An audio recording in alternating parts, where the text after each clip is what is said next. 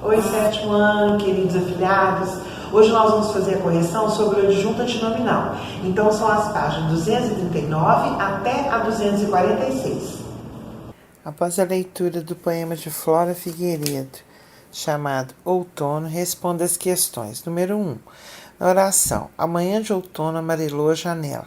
Qual é o sujeito? Amanhã de outono. Núcleo do sujeito? Manhã. Qual é a classe gramatical das palavras que acompanham o núcleo do sujeito?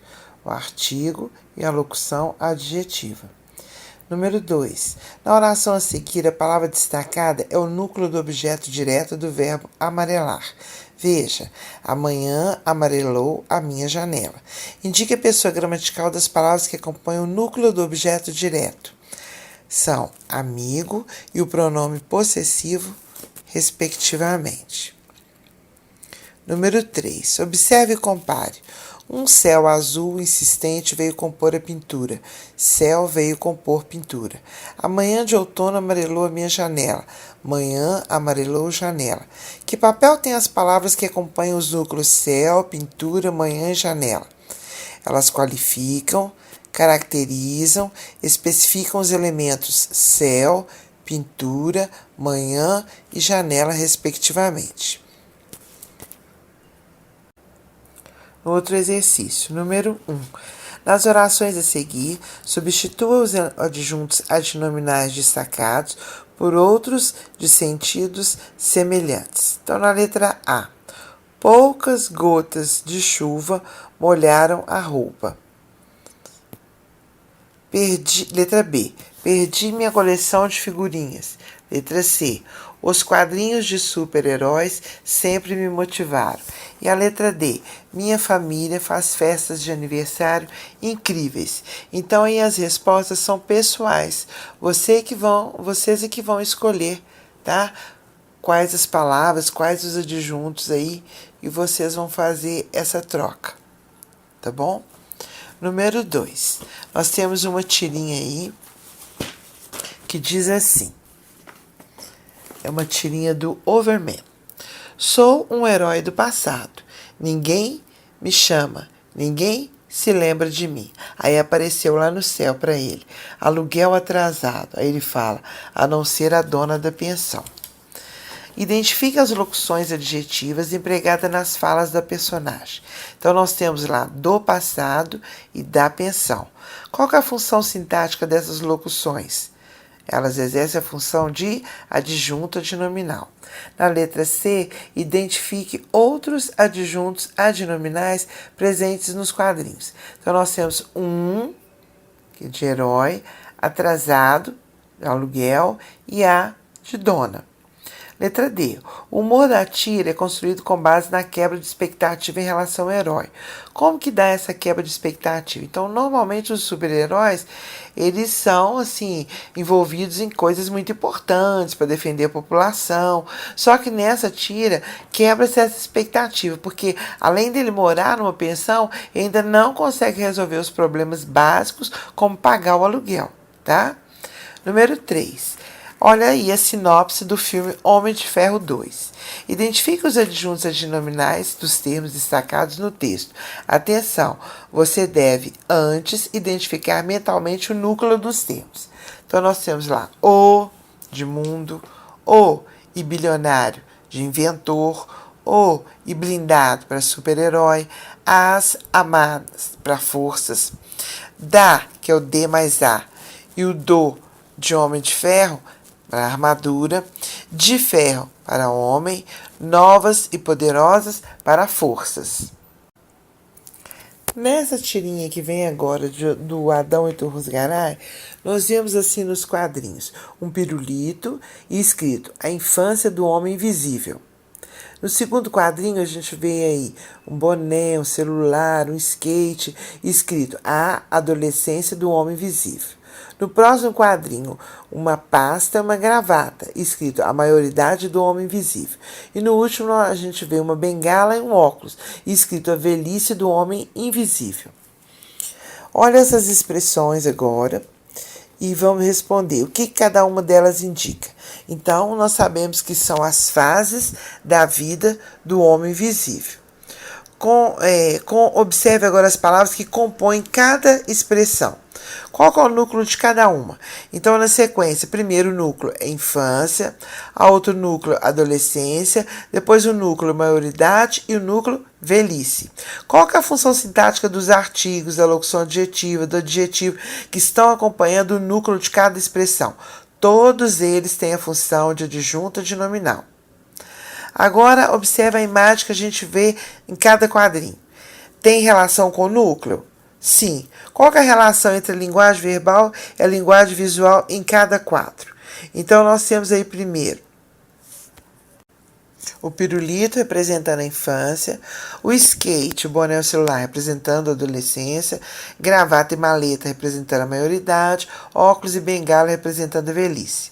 As imagens reproduzem de maneira fiel a totalidade da vida humana nas diferentes etapas da vida ou apresentam apenas uma parte delas. Então, essas imagens utilizam apenas alguns aspectos característicos, né? Apenas algumas partes de cada fase. 4. A invisibilidade pode ser uma característica de um herói e é que lhe permite muitas vezes realizar grandes feitos em nome da honra e da justiça.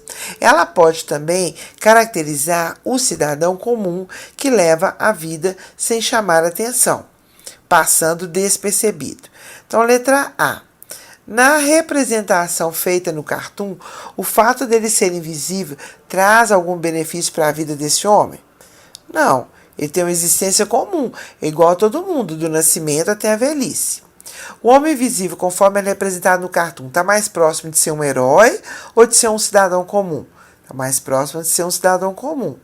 Entre os itens a seguir, identifique os que correspondem a afirmações verdadeiras quanto ao papel do adjunto adnominal no cartoon lido. Então, nós temos lá as afirmações A, B, C e D. Todas elas, tá? Todas elas são afirmações verdadeiras. A letra A, os adjuntos adnominais especificam a quem diz respeito cada fase da vida representada. Letra B, caso o adjunto adnominal se reduzisse a do homem, o sentido do cartoon sofreria grande alteração. Letra C, a relação entre os adjuntos adnominais e as imagens cria humor. Letra D, os adjuntos adnominais, ao mesmo tempo que conferem humor ao cartoon, ajudam o leitor a refletir sobre o significado da vida, ok? Agora a número 6. A exemplo do cartunista, crie ilustrações representativas das fases da vida de um homem invisível, porém pensando em um herói que tem essa característica. Aí cada um vai pensar no seu herói e vai fazer o seu desenho, tá bom? Agora a outra atividade. Vocês observaram aí que tem um anúncio, né? De uma campanha publicitária. Nesse anúncio a gente vê um campo de futebol, um estádio onde está escrito: o Futebol Arte está ganhando uma nova galeria. Como é comum na linguagem publicitária, o anúncio é bem econômico, bem enxuto. Então, lá no enunciado, né, que eu acabei de ler agora, vocês vão identificar os núcleos adjuntos adnominais. Então, temos como núcleos futebol e galeria. Os adjuntos adnominais: o, arte, uma e nova. Então, vai relacionar o enunciado da parte superior com a imagem. Que termos do enunciado têm entre si certa proximidade quanto ao significado? Então, são arte e galeria. Você vai numa galeria para ver as obras de arte, não é isso? A qual galeria, então, ele está se referindo? Ao campo de futebol, mais especificamente, aí nós estamos falando do Maracanã. Letra C. O adjunto adnominal arte normalmente identifica o futebol jogado em algum país? Sim, né? Costuma ser utilizado em referência ao futebol que é jogado aqui no Brasil e, portanto, ao futebol brasileiro. Então, eles chamam o nosso futebol de futebol arte. Número 3. Na primeira página dos jornais, as notícias são encabeçadas por títulos curtos e objetivos. Suponha que você trabalha no jornal e você é um profissional responsável pela redação das manchetes. Que forma que você daria os seguintes textos, enxugando-os, isto é, eliminando os adjuntos adnominais desnecessários? Na letra A jovem seleção brasileira de futebol vence a disputada Copa das Confederações. Então vamos aí enxugar, né? E deixar aí, eliminar, né, os adjuntos aí que não são necessários, deixar só o que é necessário. Então ficaria, seleção brasileira vence Copa das Confederações. Na letra B, a bela sequência de filmes A Era do Gelo bate recordes inesperados de público. Então ficaria, sequência de A Era do Gelo bate recordes de público.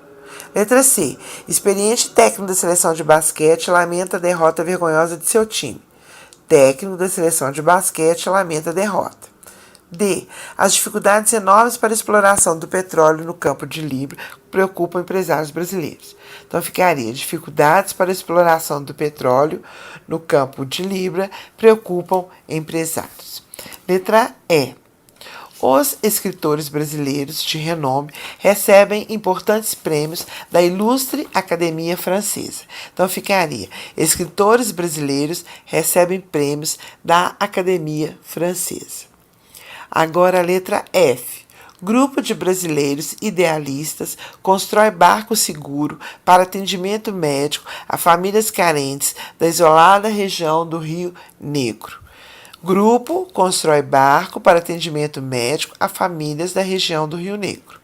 Letra G. O rumoroso caso dos Beagles amplia o polêmico debate sobre os testes com animais em laboratórios.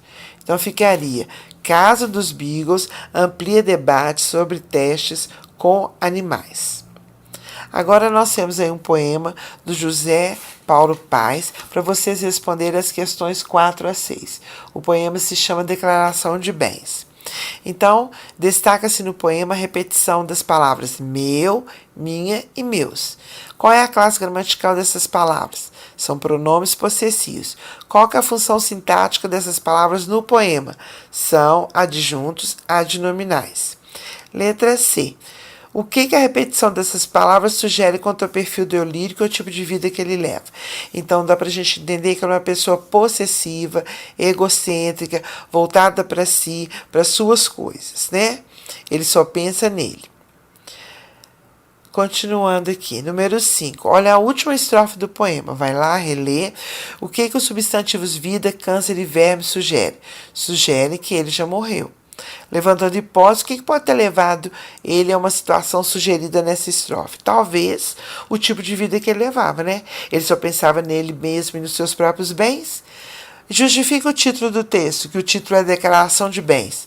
Então, esse título é compatível com o emprego insistente do pronome possessivo. Meu, né, o tempo todo, né? Contudo, não deixa de ser um título irônico, pois nem tudo na lista são bens, como, por exemplo, ele fala da pátria, da mulher, do câncer, etc. Faça uma experiência.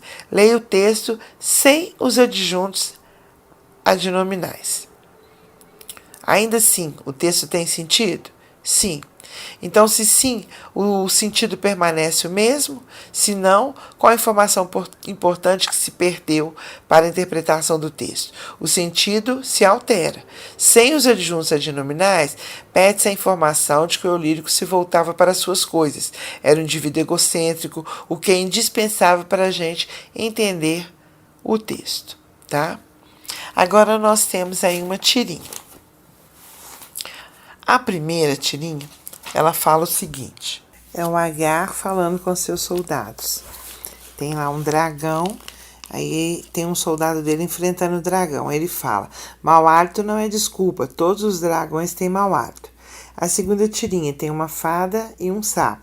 Aí a fada fala, eu sou uma fada feiticeira, não tente me comer, senão eu transformo você num sapo.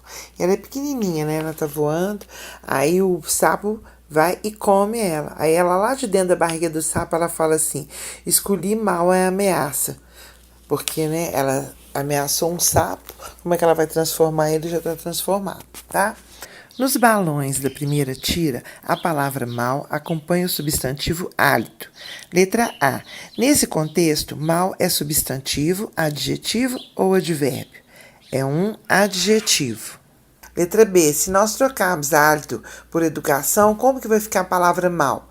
Ela vai ficar no feminino, má. E na segunda tira, a palavra mal acompanha o verbo escolher. Que circunstância que ela expressa? É tempo, lugar, modo, afirmação. É modo. Então, qual é a classe gramatical? Substantivo, adjetivo ou advérbios? Advérbios. Nas duas tiras, as palavras mal com U e mal com L têm um papel fundamental na construção do humor. Por quê?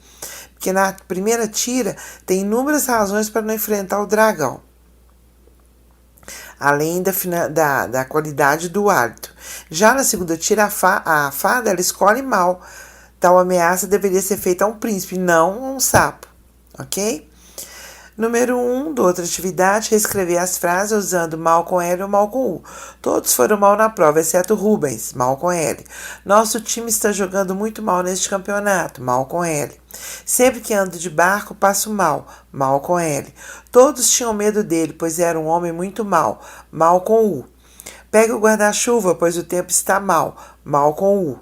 Ela fala mal a língua inglesa, mal com L.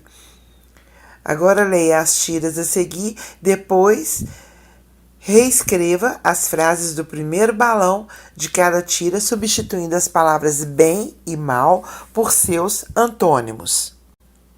No primeiro, o gatinho fala, acho que essa personalidade aqui me cai bem, gatinha. Então fica certo, acho que essa personalidade aqui me cai mal, gatinha, mal com L. Na segunda tirinha, quer dizer, gato, que você se tornou mal porque o mundo lhe negou aquilo que você mais precisava. Então vai ficar, quer dizer, gato, que você se tornou bom porque o mundo lhe negou aquilo que você mais precisava. Ok? É só um abraço, gente.